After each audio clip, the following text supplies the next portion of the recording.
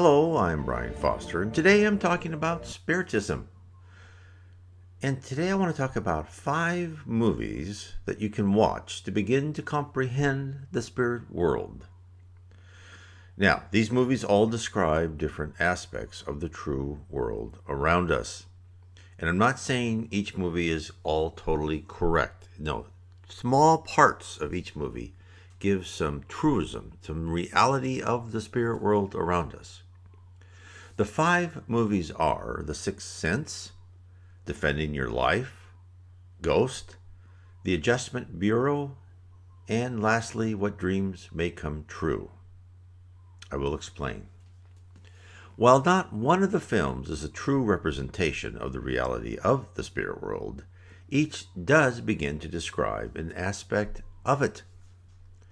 Since 1850s, when Allan Kardec codified the Spirit's Book by asking a series of 1,019 questions to spirits, who are under the leadership of the Spirit of Truth, as promised by Christ in the New Testament, we have been gifted a revelation about how the spirit world works. The organization, the purpose, and the power of spirits. We have been told this because we are now on a sociological and technological level where we may begin to understand the reality of the spirit universe and our place within it.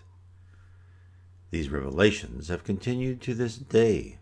It is all part of the push by our spirit benefactors to elevate the earth from a planet of atonement, where we travel through many lives in a quest, learning required lessons and pay for our past wrongdoings, to a planet of regeneration, where we learn in a more civilized and calm manner, in a paradise, earth that is freer of injustice, hate, envy, and wars. Hence, these movies are due to inspirations from the spirit realm to slowly reveal the true state of what happens after death. I'll go through each one. The Sixth Sense is a brilliant movie in how it represents the confusion of a spirit that feels he or she is alive after physical death. The phenomena has been written about in many spiritist communications, near-death experiences, and during mediums' meetings. Spiritism tells us that we are who we were after death. We do not transform into all-knowing angels upon death. We still inhabit bodies, although less dense and hence unseeable by our physical eyes, and we still retain memories and our character. Therefore, an easygoing and loving person is the same as well as a domineering and criminal character after death. The reason many do not perceive they have crossed over is that our perispirit is the model for our physical body. It feels and looks the same, only that it is ethereal, lighter, and even more porous than our body. The second film, Defending Your Life, is another film that hints at heaven. The past life pavilion, where people can view their previous existences, is seconded by the revelation of reincarnation and karma in the Spirit's Book. Plus, the elevated treatment of humans who have lived a life of service to others is found in Spiritist literature. There are stories of cobblers and manual laborers who have received a hero's welcome in heaven, above the men and women of great wealth and power, who only demonstrated a selfish desire for riches. The evaluations of past life experiences also occur, where a group of spirits assist a recently passed spirit in truthfully examining their deeds while on earth, and where they went right and wrong. All this is to correctly point out those character flaws which need improving in their next life or in the spirit world. Next is Ghost. Ghost is a movie that correctly portrays the plight of errant spirits on the surface of the earth. They communicate with each other and are frustrated by their inability to affect the physical world.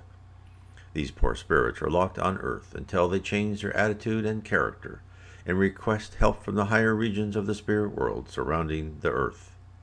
The scene when the criminal spirit is pulled down into the regions of purgatory is not dissimilar to what happens to malevolent people on earth who pass away. The medium in the movie, when she discovers she has powers, is very amusing. I have talked to actual mediums who can see and talk to spirits. One medium, who has a government job helping people, sometimes must be told by his coworkers that he's not talking with a real person. Next comes the Adjustment Bureau, which portrays the intricate planning of our lives. We on this planet severely underestimate the amount of supervision and interaction we have with the spirit world. Before we are born, we have a detailed blueprint of how our life shall proceed. We are continually given inspiration and guidance to keep us on track. The complexity of the multitude of interactions with others is explored in the movie. While the movie implies we must make certain decisions in our life, this is not true. Our free will is always respected, and ways to facilitate trials and tribulations for ourselves and others around us will be calculated.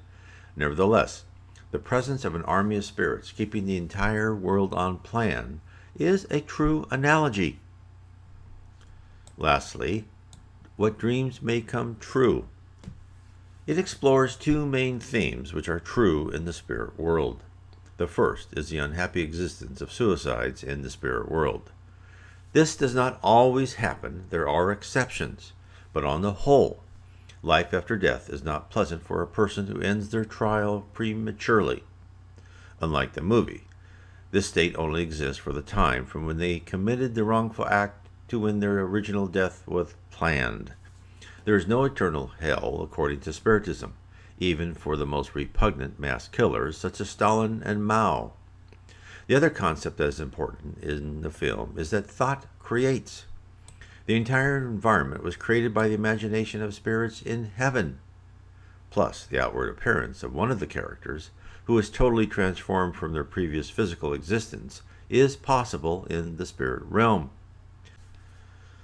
The dynamic transformation of the landscapes and cities are a good representation of the possibilities in heaven, although the scenery and buildings would appear set and not so fluid as represented in the film.